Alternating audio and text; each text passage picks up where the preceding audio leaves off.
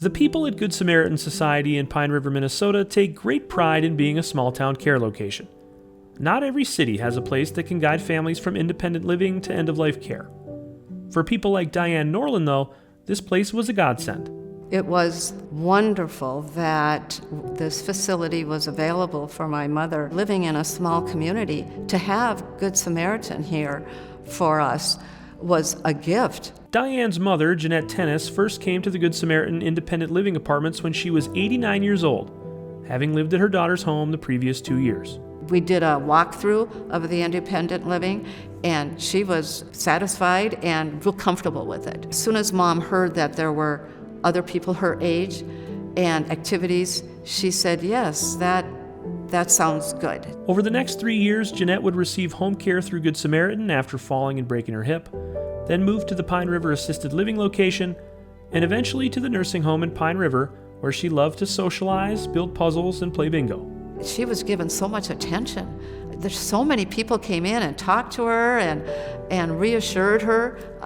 I was impressed by that. I kept thinking, they're going above and beyond. Throughout Jeanette's journey, Good Samaritan nurses and administrators provided Diane with updates and recommendations about her mother's needs. People like Christina Lawton, the director of nursing at Good Samaritan Society Pine River, helped make each transition to a new place as easy as possible, while also building trust through each interaction.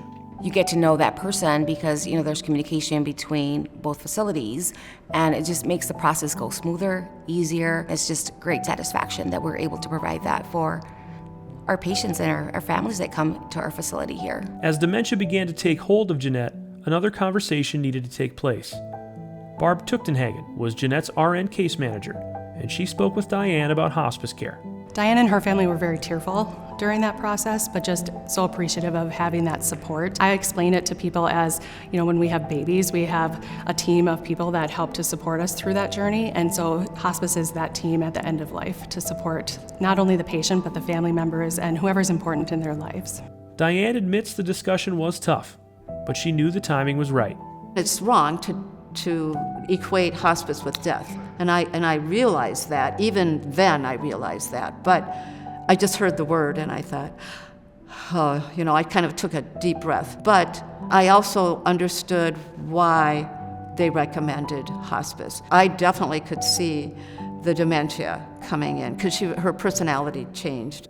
Jeanette passed away last September at the age of 94, with her daughter by her side. Now, 1 year later, Diane Norlin still visits her mother's old home from time to time. She attended a butterfly release for hospice families and still likes to talk with Good Samaritan nurses. I didn't feel it was an institution. I felt it was a home. I came back because of the feeling I received when I would visit my mom. It was still the same. Oh, hi, Diane. They knew me yet, and we talked about my mother, and that made me feel good. It was like she was still... Physically, she wasn't here, but spiritually, she was. The connection between Diane and staff members remains powerful, and both sides say the other has brought them happiness.